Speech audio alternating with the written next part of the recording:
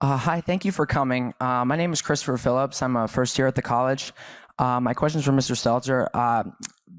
You've all spoken extensively about Fox News being a purveyor of disinformation, but CNN is right up there with them. They pushed the Russian collusion hoax. They pushed the Jussie Smollett hoax. They smeared Justice Kavanaugh as a rapist, and they also smeared Nick Sandmann as a white supremacist. And yes, they dismissed the Hunter Biden laptop affair as pure Russian disinformation. With mainstream corporate journalists becoming little more than apologists and cheerleaders for the regime, is it time to finally declare that the canon of journalistic ethics is dead or no longer operative? All the mistakes of the mainstream media and CNN in particular seem to magically all go in one direction. Are we expected to believe that this is all just some sort of random coincidence, or is there something else behind it? It's too bad. It's time for lunch. You have 30 seconds. No, I mean, right? there's a clock that says 30 seconds. But I think my honest answer to you, and I'll come over and talk in more detail after this, is that I think you're describing a different channel than the one that I watch. But I understand that that is a popular right-wing narrative about CNN. I think it's important when we talk about shared reality and democracy, all these networks, all these news outlets have to defend democracy. And when they screw up, admit it. But when Benjamin Hall, the Fox correspondent, was wounded in Ukraine, the news crews at CNN and the New York Times stopped what they were doing, and they tried to help. They tried to help him get out of the country. They tried to find the dead crew members. That's what news outlets do. That's how they actually do work together, to your question about sharing those kinds of connections and trust. We don't talk about it enough, though. We don't share that reality about how that happens. And with regards to the regime, I think you mean the President Biden. The last time I spoke with a Biden aide, we yelled at each other. So that's the reality of the news business that people don't see, that people don't hear. They imagine that it's a situation that simply is not.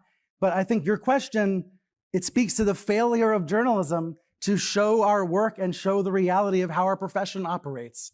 We have a lot of work to do, I think.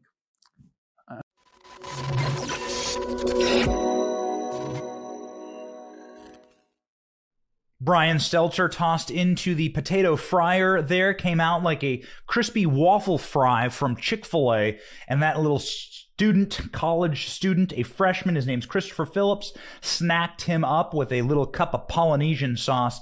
Man, Brian Stelter destroyed by college freshman Christopher Phillips. God bless you, Christopher Phillips. You, sir, get the Based Award for the week. Boom. Based. Christopher Phillips.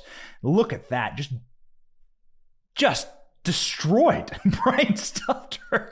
How sad are these people? I mean, how broken are they? And what I think is very interesting is that this kid is probably the first time that the veil of the putrid DC to Manhattan bubble of thinkers and thought leaders that run the country, they live inside of such a little nepotistic, narcissistic, disinformation, unimpeachable bubble, right?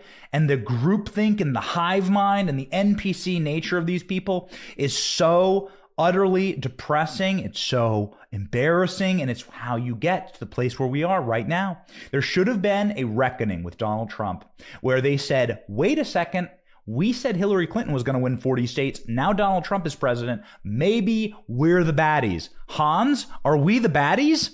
But no, just double, triple down on stupid and looking like Mr. Potato Head. This is how you fry potatoes, ladies and gentlemen. We just want to say again, Christopher Phillips, God bless you. He was speaking to Stelter at the disinformation campaign. Unbelievable. Brian Stelter is speaking at the disinformation campaign. It's like having Xi Jinping talk at the forced labor camp, anti-forced labor camp forum hosted by The Atlantic, of course, right? Hosted by The Atlantic. Stelter failed to address the substance of the question. Instead, he laughed and giggled and said it's lunchtime. Okay, dude. Why don't you write the jokes for us? The network has been forced, CNN, to settle defamation lawsuits against Covington Catholic High School student Nicholas Sandmann. Obviously, the network was slimed with the hate crime hoaxes that they've elevated, like Jussie Smollett. the Russiagate hoaxes they've elevated, and the Supreme Court hoaxes they elevated against Brett Kavanaugh being a rapist. Goodness.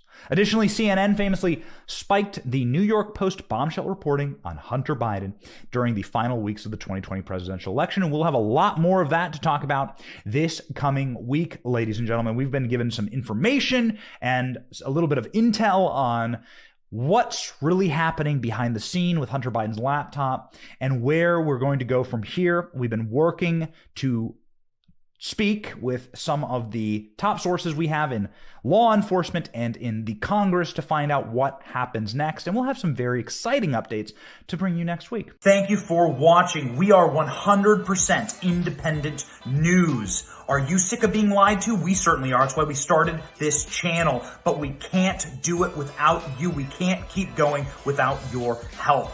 All we ask is that you click like and subscribe and share this video. It's free.